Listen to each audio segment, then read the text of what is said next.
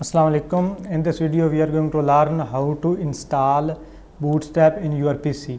जी दोस्तों, इस वीडियो में हम देखेंगे किस तरह से हम Bootstrap को अपने PC पे इंस्टॉल कर सकते हैं या उसका CDN लगा के कैसे हम उससे काम चला सकते हैं। तो उसके लिए सबसे पहले आऊँगा Bootstrap की वेबसाइट पर। यहाँ पर लिखूँगा Bootstrap और इसकी ऑफिशियल वेबसाइट उस पर आऊँगा। इसके जो लेटेस्ट वर्जन है वो हमने करना है। अब इसका जो लेटेस्ट करंटली वर्जन है वो वर्जन चल रहा है 5। इससे पहले अगर आपने 4 यूज़ किया है, अगर आपको पहले थोड़ा बहुत नॉलेज है तो ये 4 और 5 बिल्कुल मिलते जुलते हैं, बस थोड़ा बहुत फ़र्क है। वो इंशाल्लाह जब हम करेंगे तो आपको पता चल जाएगा। आपने यहाँ से इस डाउनलोड पे क्लिक कर लेना। अगर आप अपने पीसी पे इंस्टॉल कर रहे हो तो यहाँ पे कंपाइल्ड CSS एंड JS यहाँ से चाहे कर लो, चाहे डाउनलोड सोर्स से कर लो। तो मैं यहाँ से डाउनलोड सोर्स कर लेता हूँ। तो ये भी हमारे पास डाउनलोडिंग स्टार्ट हो जाएगी। ये हमारा बूटस्ट्रैप इंस्टॉल हो गया। इसमें हमने सिर्फ 2 फाइल्स लेनी है, एक लेनी है style.css की और एक लेनी है जावास्क्रिप्ट की, इसकी बूटस्ट्रैप की जावास्क्रिप्ट की और बूटस्ट्रैप की CSS की। इसके लिए मैं अपना एक फ़ोल्डर ओपन करता हूँ और यहाँ मैं एक फ़ोल्डर बनाऊँगा CSS के नाम से और एक फ़ोल्डर बनाऊँगा JS के नाम से। जितनी भी CSS की फाइल्स होंगी वो CSS के फ़ोल्डर में रखेंगे और जितनी भी जावास्क्रिप्ट की फाइल्स होंगी वो हम JS फ़ोल्डर में लिखेंगे। और यहाँ पे आऊँगा बूटस्ट्रैप 5, इसका मैंने ओपन किया, इसमें ये JS के फ़ोल्डर में ओपन किया और इसमें जो हमारे पास होगी bootstrap.min.js वो हम इंस्टॉल करेंगे। यहाँ जावास्क्रिप्ट में और यहाँ पे bootstrap.min.js ये फाइल हमारी रही। इसको यहाँ पे ड्रैग हम निकाल लेना। bootstrap.min.js है, इसको JS के फ़ोल्डर में ड्रैग कर लो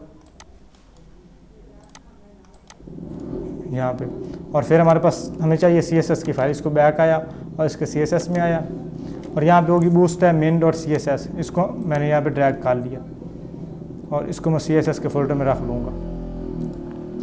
अब जो बूटस्ट्रैप की ऑफिशियल 2 फाइल्स हमने यूज़ करनी वो यही हैं। एक हमारे पास bootstrap.min.js है और एक bootstrap.min.css है। और अब जितनी भी बाकी फाइल्स हैं वो इसके रिलेटेड है, लेकिन हमने इनमें से कोई भी और इंस्टॉल नहीं करनी। आप bootstrap.css भी ले सकते हो, लेकिन ये आपने नहीं लेनी क्योंकि ये फिर कोड को हम ओवरराइट नहीं कर सकते। आपने मिनी फाइल इसकी लेनी है, दोनों की, जावास्क्रिप्ट की भी और CSS की भी। और इसको वो ओपन करते हैं अपने कोड एडिटर में। मैं सबलाइम ओपन करता हूँ और इसमें हमने ओपन फोल्डर कर लेना। ये मेरे पास आ गया लर्न BS, मतलब लर्न बूटस्ट्रैप। इसको मैं ओपन करता हूँ, बल्कि हम यहाँ से ओपन करते हैं। ओपन फोल्डर पे आते हैं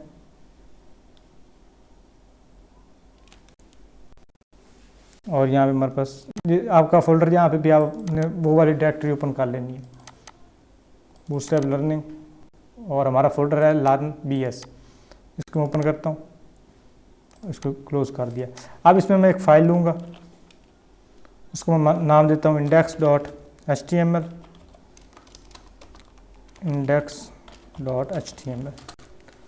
और इसमें मैं HTML का कोड लिखूँगा। यहाँ मैं इसके टाइटल में दे देता हूँ लर्न BS बूटस्ट्रैप। और अब इसके जो पहले इसकी CSS की फाइल लगाएंगे, जिस तरह से हम HTML में CSS की फाइल इंक्लूड करते हैं, लिंक और रिलेशंस REL स्टाइल शीट और href में हम देंगे इसको CSS की फाइल। ये हमने इसकी जो फाइल है वो हमने रखनी है इस फोल्डर में। ये हमारी फाइल इसमें आ रही है, हमने इसमें नहीं रखनी बल्कि हमने रखनी है लर्न BS में।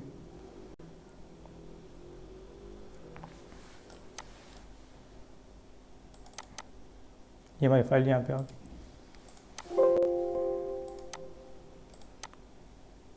और अब मैं इसको यहाँ से लिंक करता हूँ बूटस्ट्रैप की फाइल को CSS और CSS में bootstrap.min.css, इसको मैंने लिंक किया। और उसके बाद मैं जावास्क्रिप्ट की फाइल को लिंक करूँगा। उसके लिए मैं स्क्रिप्ट का टैग लगाऊंगा और स्क्रिप्ट में src, इसमें जावास्क्रिप्ट और bootstrap.min.js। अब हमारे पास जावास्क्रिप्ट की और CSS की फाइल दोनों इंक्लूड हो गई हैं, लेकिन जब हम बूटस्ट्रैप में काम करते हैं तो हमें 2 लाइब्रेरीज और इंक्लूड करनी पड़ती हैं। एक popper.js और एक हमारे पास होती है jQuery। जो बूटस्ट्रैप 5 है इसमें jQuery लाजमी नहीं है, जो बूटस्ट्रैप 4 है उसमें jQuery लाजमी है। तो इसमें मैं popper.min.js उसको इंक्लूड करूँगा। उसके लिए आप यहाँ पे आएंगे, यहाँ पे आप लिख दें popper.js, इसको यहाँ से हम कॉपी करते हैं और पेस्ट कर लेते हैं गूगल में जी। पहला इसका लिंक ओपन करते हैं। इसका स्टार्ट ऑन गिटहब यहाँ पे क्लिक कर लें ये इसकी सारी फाइल्स आ रही हैं, इसको हमने यहाँ पे इसका क्लोन डाउनलोड कर लेना। सारा हमने डाउनलोड करना, लेकिन हमने इसमें लेनी है कि फ़ाइल है। जावास्क्रिप्ट फोल्डर ओपन किया और इसमें मैं popper.js इसको ओपन करता हूँ। इसके आते हैं src में, src हमारे पास होगी popper.js, वो हमने इसमें इंक्लूड करवानी है। ये हमारे पास popper.js आ रही है। आप इसकी मिनी फाइल अगर यहाँ से फाइंड करके करना चाहो वो भी कर सकते हो, या डायरेक्ट करना चाहो तो डायरेक्टली भी इसे कर सकते हो। तो मैं इसकी जो popper.js है उसको इंक्लूड करवा रहा हूँ। ये हमारा हम जब हम लगाते हैं ना बूटस्ट्रैप में, हम पॉपअप यूज़ करते हैं और इसमें हम टूल टिप्स यूज़ करते हैं, तो उसके लिए हमारे लिए ज़रूरी होती है। यहाँ पे आता हूँ और इसमें इसको ड्रैग कर लेते हैं। ये हमारे पास popper.js आ गई। अब इसको भी यहाँ पे इंक्लूड कर लेते हैं। इसको आपने बूटस्ट्रैप की फ़ाइल जो है उसके ऊपर इंक्लूड करवाना है, तो उसके लिए मैं यहाँ पे इसका URL दे देता हूँ, ये popper.js। अब बूटस्ट्रैप 5 का हमारे पास सेटअप बन गया, लेकिन इसमें हम एक और करते हैं कि ये क्वेरी भी लगा देते हैं। उसके लिए मैं यहाँ पे आऊँगा, ये क्वेरी लिखूँगा, ये क्वेरी डाउनलोड। अभी हमारे लिए सिर्फ ये दो फाइल्स जो है ना ज़रूरी है, बूटस्ट्रैप main.js और बूटस्ट्रैप main.css। लेकिन मैं अभी आपको इसका पूरा सेटअप बता रहा हूँ कि जब आपने बूटस्ट्रैप इंस्टॉल करनी है तो आपने कौन कौन सी फाइल्स लगानी है। ये दो हमारे पास लग गई, एक हमारे पास CSS की लगी और एक हमने इसमें jQuery की लगानी है।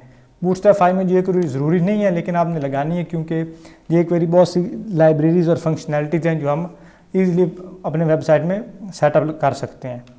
तो यहाँ से आपने इसका डाउनलोड कंप्रेस्ड वर्जन ये आपने करना है। ये आपके पास ये सारी इसकी कोडिंग आ गई, आप इसमें Ctrl+A करें और Ctrl+C कर लें। यहाँ पे एक न्यू फाइल लें और उसमें सेव करें, जहाँ पे JS में है, और यहाँ पे आप लिखें jQuery main.js।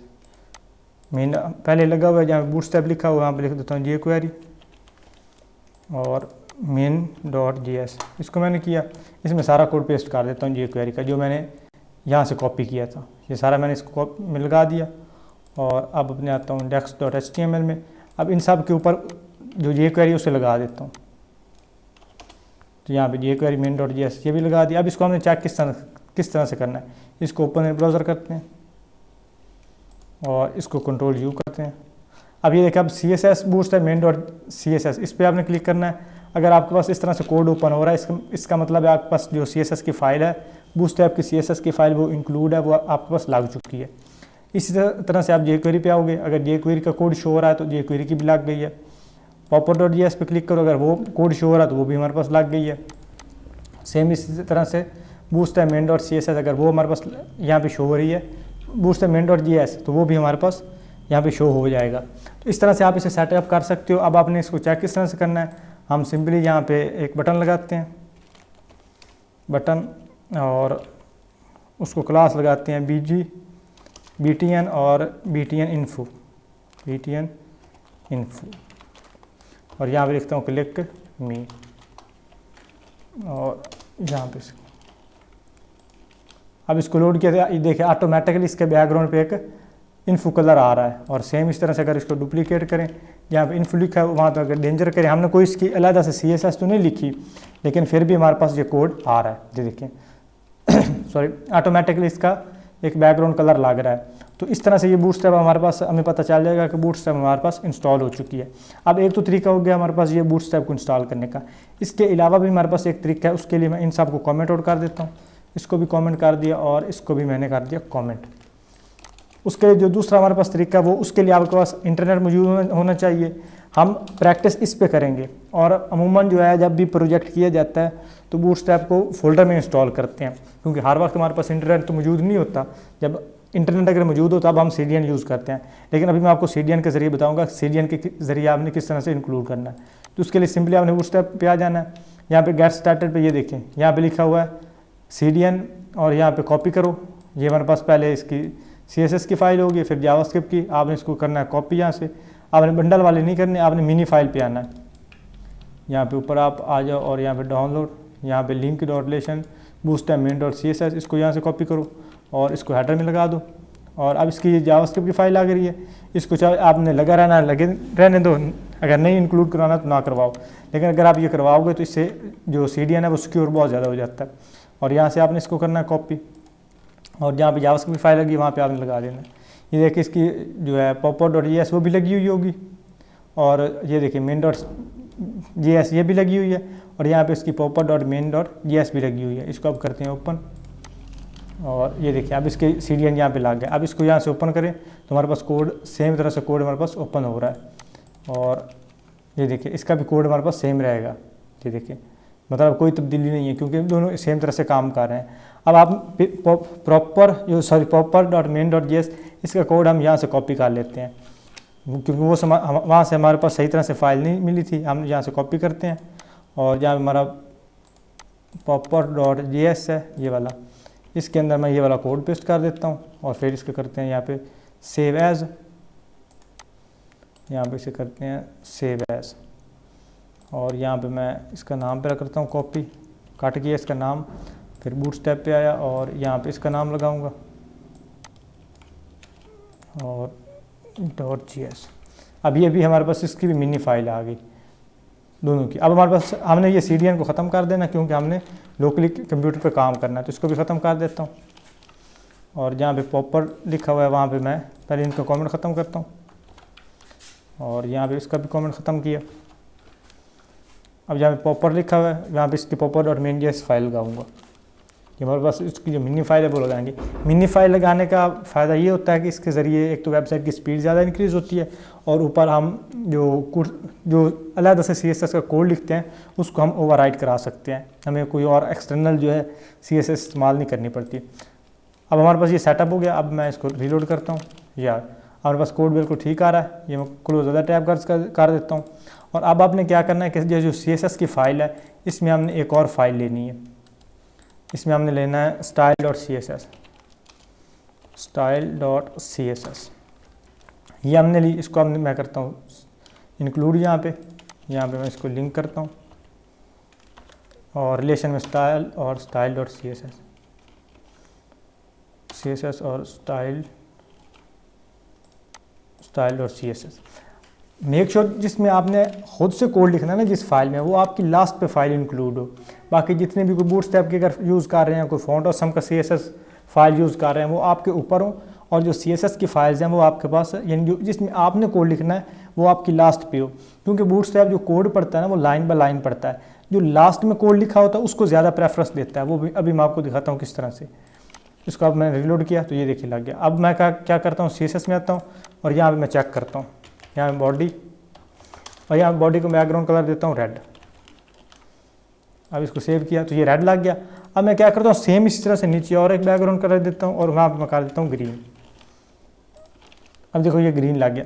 अब हमने इसमें बैकग्राउंड कलर रेड भी लगाया और ग्रीन भी लगाया है, लेकिन इसने प्रेफर किसको किया है, ग्रीन को। क्योंकि ग्रीन इसका लास्ट में आ रहा था।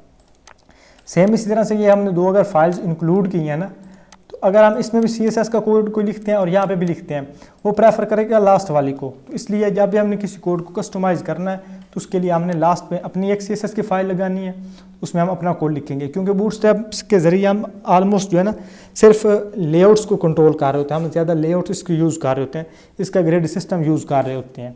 तो इसलिए मैं अपनी एक्सटर्नल CSS की फ़ाइल लगाता हूँ, इसमें अपना कस्टम कोड लिखता हूँ। इसकी सिर्फ लेआउट्स यूज़ की जाती हैं, और सम टाइम इसके कोई और फंक्शनैलिटीज़ अगर यूज़ करनी पड़ जाए तो ज़्यादा इसमें भी मैं कस्टम कोड ही करता हूँ। तो अभी के लिए तो इतना ही, मिलते हैं अगली वीडियो में, तब तक के लिए अल्लाह हाफ़िज़।